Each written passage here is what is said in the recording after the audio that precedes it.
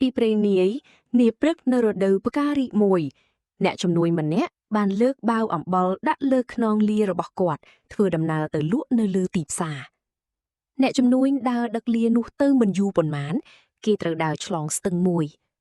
ជាយថាហេតុសត្វលាបានជំពប់ជើងរអិលដួលទៅក្នុងទឹក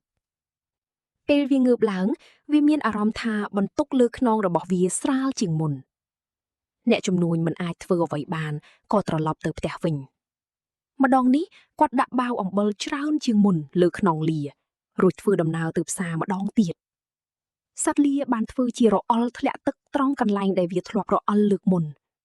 ដូចលើកមុនដែរអំបិលបានរលាយអស់អ្នកជំនួញយល់បានថានេះជាល្បិចរបស់សត្វលាទេគាត់ក៏ដឹកសត្វលាត្រឡប់មកផ្ទះវិញដោយម្ដងនេះគាត់ដាក់អេប៉ុងលើខ្នងសត្វលាវិញម្ដងសត្វលាដ៏មានល្បិចតែល្ងងខ្លៅក៏ធ្វើដូចជាលើកមុនទៀតវាធ្វើជារអិលធ្លាក់ចូលក្នុងស្ទឹងប៉ុន្តែខុសពីលើកមុនបាវលើខ្នងវាមិនបានទៅជាស្រាលអីណាវាកាន់តែធ្ងន់លើសដើមអ្នកជំនួញសើចដាក់វាហើយស្រដីថាណែសត្វលាដ៏ល្ងងខ្លៅអើយយើងដឹងពីល្បិចរបស់ឯងហើយឯងត្រូវដឹងថាអ្នកឆ្លាតពេកពេលខ្លះត្រូវវាន់កខ្លួនឯងទៅវិញទេ